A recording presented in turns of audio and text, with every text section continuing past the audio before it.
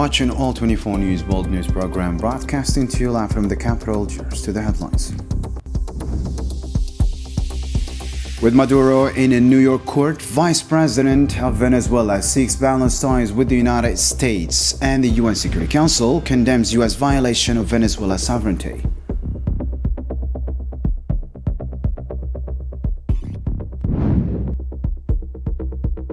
In Morocco, unions vow to escalate protests, calling the Makhzen government a threat to workers' rights. All sector unions plan weekly sittings and a nationwide strike on January 29.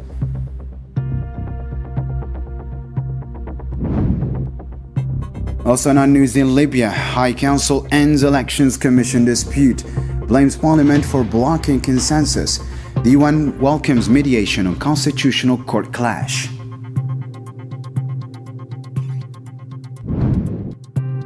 And later on, Trump renews threats to annex Greenland for security, while Denmark and European allies push back under NATO.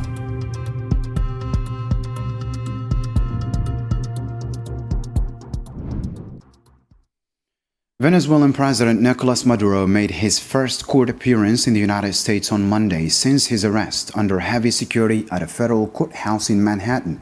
U.S. media say Maduro pleaded not guilty to drug and arms trafficking charges, rejecting all terrorism-related accusations. During the hearing, Maduro denounced the U.S. military operation that led to his arrest and said he still considers himself Venezuela's president. The Justice Department accuses him of conspiring against the United States, backing a cocaine smuggling cartel, and supplying it with weapons. The charges also target his wife, his son, and senior Venezuelan officials arrested alongside him.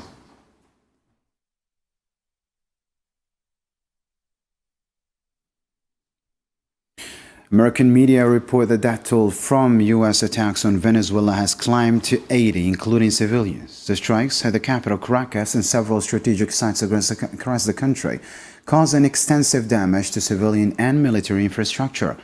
Meanwhile, Cuba says 32 of its nationals were killed in the attacks, which ended with the capture of Nicolas Maduro, the president, Nicolas Maduro. Havana says those killed were on official missions in Venezuela and died in direct combat or during the bombardment.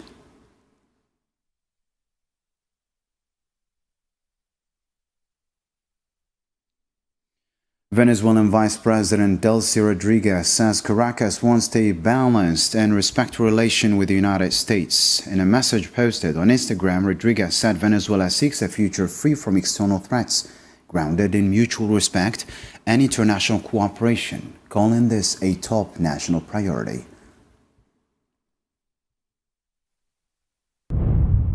Venezuela reaffirms its commitment to peace and peaceful coexistence. Our country aspires to live without external threats in an environment governed by respect and international cooperation. We believe that global peace is built first by ensuring peace within each country.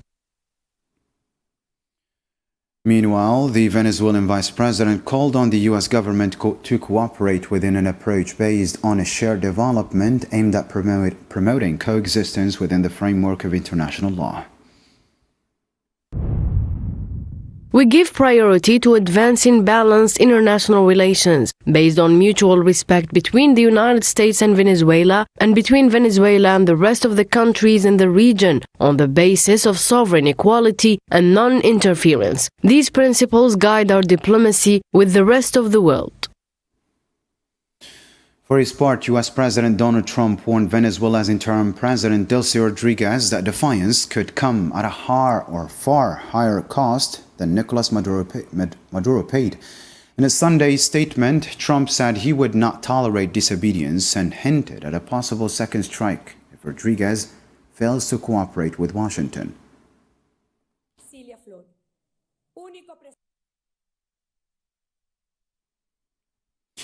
U.S. President Donald Trump launched sharp warnings at Colombia's Gustavo Petro after U.S. airstrikes in Caracas and Nicolas Maduro's arrest. On Monday, Trump called Colombia's leader sick and predicted his quick fall. He also slammed Mexico and Cuba, saying he won't intervene in Cuba, which he claims is on the verge of collapse. And that's Venezuela. It's very sick. business of having countries around us that are viable and successful, and where the oil is allowed to freely come out, because that's good, it gets the prices down. That's good for our country. Now, we have a very sick neighbor. It's not a neighbor, but it's close to a neighbor, and that's Venezuela. It's very sick. Colombia is very sick, too, run by a sick man who likes making cocaine and selling it to the United States, and he's not going to be doing it very long. Colombian President Gustavo Petro vowed Monday to take up arms if threatened by U.S. President Donald Trump. A former member of an armed group, Petro said on X platform he trusts the Colombian people to protect him if the United States tries to arrest him. It's not a neighbor, but it's close to a neighbor, and that's Venezuela. It's very sick. Colombia.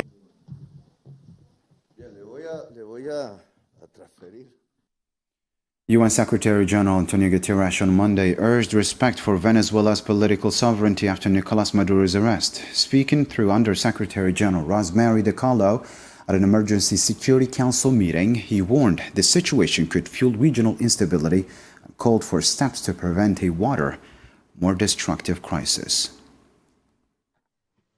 Thank you, Mr. President. In situations as confused as complex as the one we now face, it is important to stick to principles. Respect for the UN Charter and all other applicable legal frameworks to safeguard peace and security. I call on all Venezuelan actors to engage in an inclusive, democratic dialogue in which all sectors of society can determine their future. This entails the full respect of human rights, the rule of law, and the sovereign will of the Venezuelan people. Venezuela's UN ambassador Samuel Moncada denounced what he called U.S. aggression, saying it aims to control Venezuela's natural resources and violates the UN Charter. Similarly, these acts also seriously violate the Geneva Conventions and its protocols, as indiscriminate attacks were carried out against the civilian population and assets. International human rights law has also been violated, particularly the right to life, personal integrity and security. Russia's UN ambassador Vasily Nebenzia called on the U.S. to release Venezuela's president, denouncing Washington's actions as aggression and a clear breach of international law. The United States, through its operations in Venezuela, is giving new momentum to neocolonialism. The attack on the Venezuelan leader, which resulted in the deaths of dozens of Venezuelan and Cuban citizens, is seen by many as a warning of a return to the era of chaos and American domination. The crime committed by the United States in Caracas cannot be justified. In a similar reaction, China's UN Deputy Ambassador condemned what he called illegal, unilateral U.S. actions in Venezuela, warning they could have serious regional and global consequences. China expresses its shock regarding the U.S. behavior and strongly condemned the unilateral and illegal actions undertaken by the United States in Venezuela. Washington has chosen to prioritize unilateralism and military force over multilateral cooperation and diplomatic engagement. These actions pose a serious threat to peace and security in Latin America and jeopardize international peace and security as a whole. From this platform, we call on the international community to assume its responsibilities and to demand the release of President Maduro and his wife. Colombia's UN Ambassador Leonor Salabata called the U.S. military strike unjustified, describing it as a blatant violation of Venezuela's sovereignty, independence, and territorial integrity. There is no justification whatsoever under any circumstances for the unilateral use of force to commit an act of aggression. Such actions constitute a serious violation of international law and the United Nations Charter, including the prohibition on the use or the threat of the use of force, the principle of the respect for sovereignty and the full authority of states over their territory, including their natural resources, the territorial integrity of states, and the principles of collective defense. 6 nations are condemning recent U.S. military strikes in Venezuela. Brazil, Chile, Colombia, Mexico, Uruguay, and Spain called the unilateral action a highly dangerous precedent that threatens regional peace and endangers civilians. In a joint statement, they also voiced concern over any attempt by a foreign power to seize Venezuela's natural or strategic resources.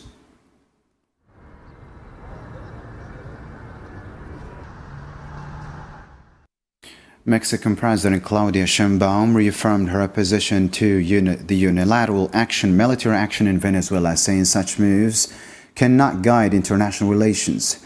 She emphasized Mexico's stance against interference in other nations' affairs, declaring that the Americas belong to no single country.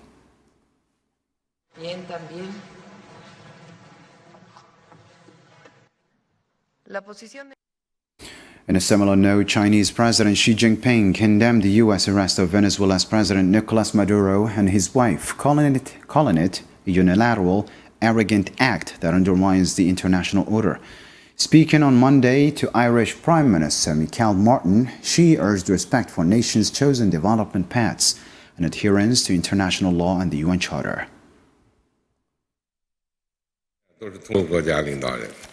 We stand at a crucial historical turning point. The world is not experiencing ordinary changes. It is living through a state of chaos and turmoil unprecedented in a century. The chaos we witness today is a direct result of ignoring rules and principles. The great powers must take the lead in preserving peace, not in provoking confrontations and divisions. Irish Prime Minister Michael Martin has called for resolving international disputes through international law, which Ireland pledges to defend. We recognise and acknowledge China's indispensable role in the world today and the contribution you make to the United Nations, particularly in peacekeeping. We all depend on each other, and I think if we can maintain that spirit into the future, our relationship. Venezuela's vast oil reserves are the center of a global debate. While motives vary, one point is clear. President Donald Trump is eyeing the country's massive reserves, the largest on Earth, as a strategic prize for American energy giants. Zafar Johnny has more. The U.S. military operation in Venezuela barely conceals Donald Trump's ambitions. After months of playing the card of a war on drug trafficking, the U.S. president has repeatedly turned his focus to Venezuela's oil fields. Estimates indicate that actually Venezuela has the most underground resources of oil-related product that could be brought into the market. The Trump administration is maintaining this quarantine on Venezuelan oil exports and on the whole program of sanctions against Venezuelan persons, assets, entities. And that's part of their pressure campaign to try to morph the regime into a more pro-U.S. stance. A true oil giant, Venezuela holds around 17% of global reserve, more than 300 billion barrels buried underground, according to the International Energy Agency. It possesses the world's largest proven reserve, ahead of Saudi Arabia and Iran. Venezuela's wealth is not limited to oil. The country holds approximately 5.5 trillion cubic meters of natural gas reserves, ranking it 10th worldwide. It also boasts vast mineral resources, including gold, bauxite, iron, nickel, and coal, as well as strong agricultural and hydropower potential. As a founding member of the Organization of the Petroleum Exporting Countries, OPEC, Venezuela represents a major energy windfall for Uncle Sam. Venezuelan oil alone constitutes a geopolitical lever for Trump and his administration, as over time it could allow the United States to influence future expectations on supply and prices. With its resource-rich subsoil, Venezuela represents a strategic long-term reserve. It is obvious that the so-called management plan of the United States for Venezuela during a transition period is in a sense an economic colonization of the country. Trump has openly said that his goal is Venezuela's vast oil asset, and he has even specified that this asset would be shared between American oil companies and the U.S. government. Donald Trump has already announced that he would allow U.S. oil companies to travel to Venezuela to exploit its crude reserves, while adding that the U.S. embargo on Venezuelan oil would remain in force. Moving on to Morocco now, trade unions have warned they will escalate protests to defend workers' rights, rejecting a draft law that would restrict the right to strike. They say the Makhzen government pushed the law without agreement from social partners, calling it a dangerous rollback of hard-won labor gains. It has become clear that the strike law is not intended to regulate this right, but rather to restrict it, stripping it of its militant content by criminalizing all forms of peaceful protest and paving the way for restrictions and repression against workers and their union representatives. We in the Moroccan Front Against the Strike and Retirement Laws affirm that defending the right to strike and a decent retirement is defending the right to dignity, the right to stable employment, and the possibility of a dignified life after years of dedication and service. Morocco's health sector unions announced weekly Thursday sittings to coincide with government council meetings and a nationwide strike set for January 29. The unions blame the Makhzen government and Ministry of Health for delaying the implementation of the July 23, 2024 health service law, saying the measures reflect the deepening crisis and growing frustration among healthcare workers.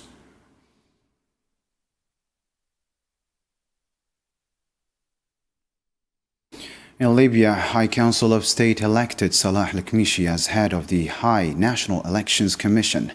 Succeeding Ahmed Sayah, al-Kmishi secured 63 of 107 votes. Council head Mohammed Takala called the election a key step toward unifying state institutions. Salah al-Kmishi Salah al-Kmishi has won the presidency of the Board of Directors of the High National Elections Commission. We wish him success. The elections were held with 7 names being counted, and he was among them, at the top of the list.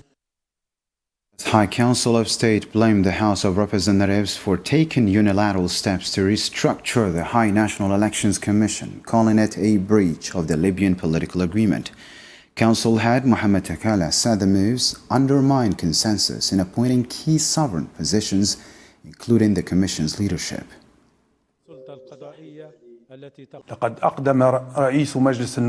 The Speaker of the House of Representatives took unilateral action to complete the administration of the Commission, in clear violation of the Libyan political agreement and a clear violation of the principle of political partnership and the understandings reached between both chambers. The UN support mission in Libya welcomed Libyan mediation efforts to resolve the dispute over constitutional justice, including the formation of a committee of legal experts. The committee aims to ensure continued constitutional oversight and protect the judiciary's independence and unity as a cornerstone of the Libyan state. The UN SMIL welcomes all mediation efforts undertaken by some Libyan parties to resolve the ongoing dispute over constitutional jurisdiction, including the formation of a mediation committee composed of a select group of prominent Libyan legal experts. The mission emphasizes the importance of this initiative in helping to preserve the unity and independence of the judiciary and ensuring consistency in judicial practices and rulings throughout Libya. Moving on to another regional topical story. In Sudan, the army announced Monday that it intercepted and shot down suicide drones launched by the Rapid Support Forces targeting Marwi. The 19th Infantry Division said the drones aimed at its headquarters, Marwi Air Base, and the Marwi Dam. The army confirmed there were no casualties or property damage.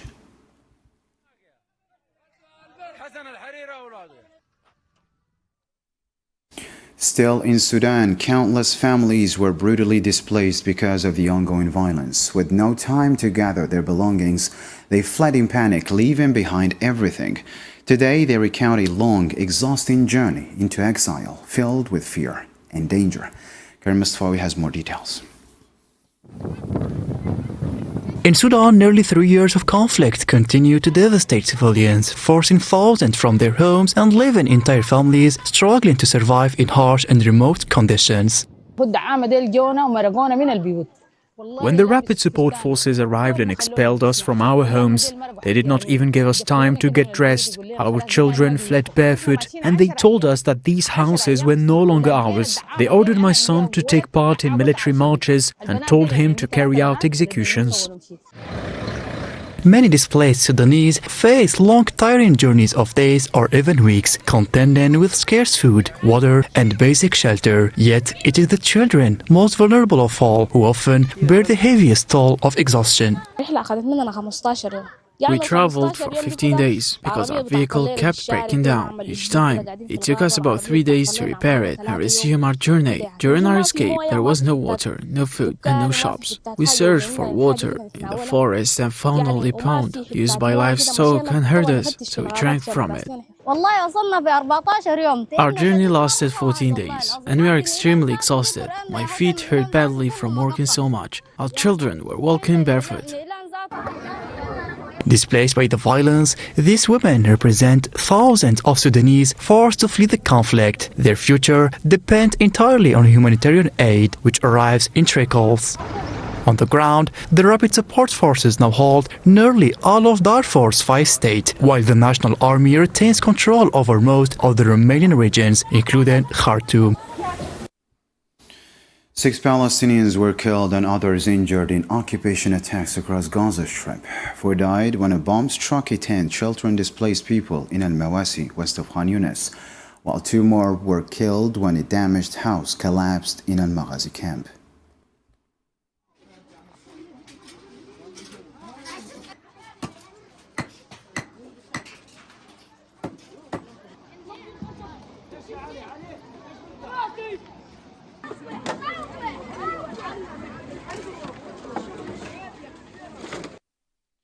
Two young Palestinian men were injured by occupation forces in Aram, north of occupied Al-Quds.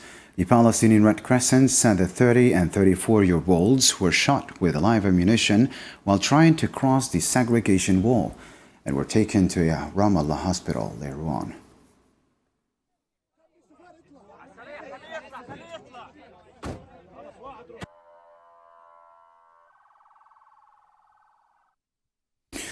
Zionist occupation forces carried out a wide-scale raid across the occupied West Bank on Monday, arresting 50 Palestinians, including a woman and former prisoners. The operation targeted Al-Khalil, Nablus, Beit Lahm, Tobas, Tulkaram, Ramallah, Al-Bira, and Al-Qalqaliyah.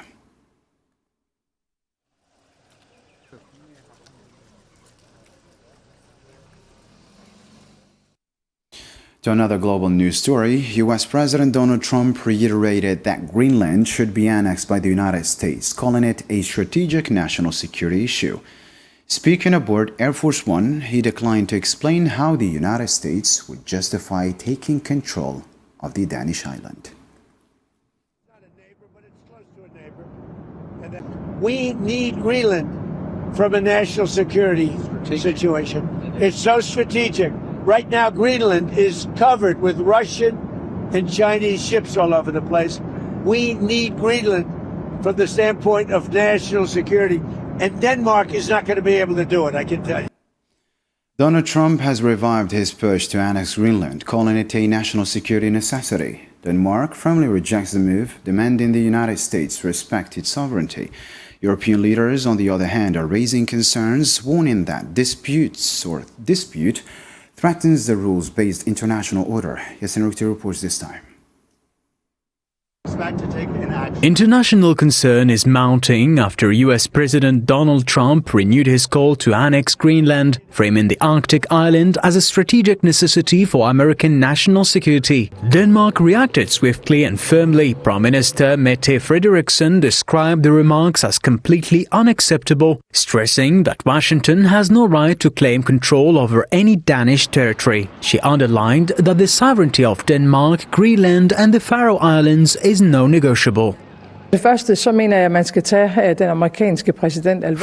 I believe that the American president should be taken seriously when he says that he wants Greenland. But I also want to make it clear that if the United States chooses to attack another NATO country militarily, then everything stops. That is, including our NATO, and thus the security that has been provided since the end of the Second World War. I do everything I can for the opposite. I believe in democracy, and I believe in the international rules. Of course, I also believe that you do not change borders by force, either in one way or another. It is only the position of Denmark and the Danish kingdom, fortunately, of Europe too. So I hope that people will also take note of the once again significant European support that we are receiving.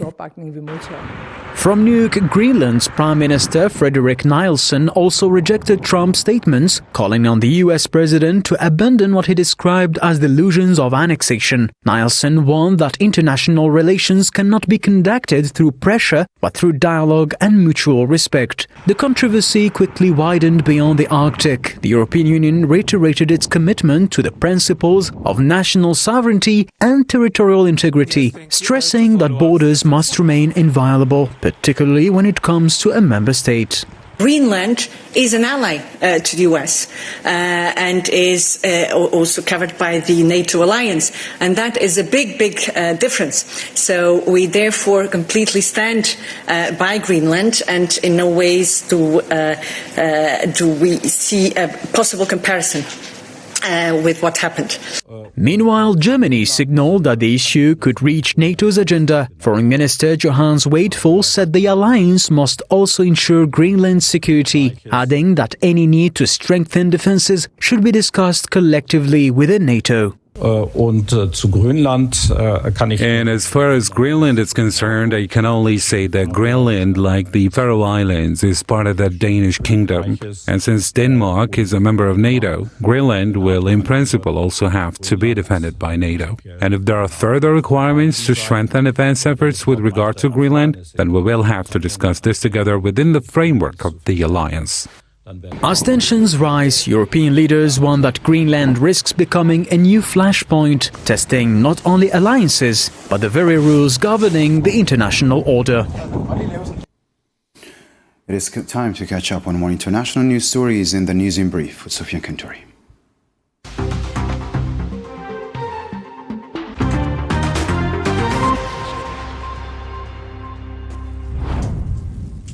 Guinea's Supreme Court confirmed the victory of Mamadi Doumbouya in the presidential election after he secured nearly 87% of the vote. Supreme Court President Fode Bangura announced the final results during an official session, confirming the win of the independent candidate Mamadi Doumbouya.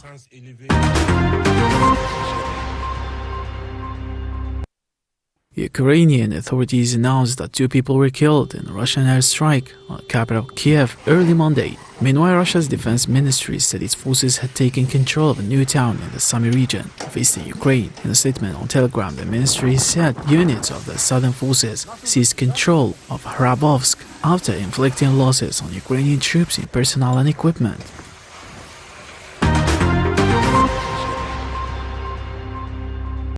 US President Donald Trump has warned Iran's authorities against killing peaceful protesters, saying Washington will come to their rescue. In a brief post on social media, he said that the US is locked and loaded and ready to go, without giving any further details.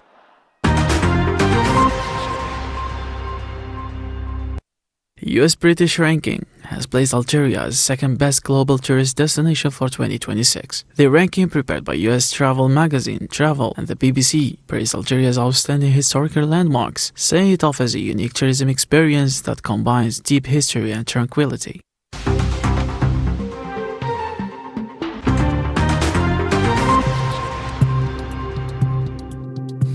And that brings us to the end of our news program for tonight. To catch up on any part you missed or get the latest updates, you can always visit our social media platforms, YouTube, Facebook, X and Instagram, as well as our website. On behalf of all 24 News team, I'm Islam Sid signing off. Thank you for watching.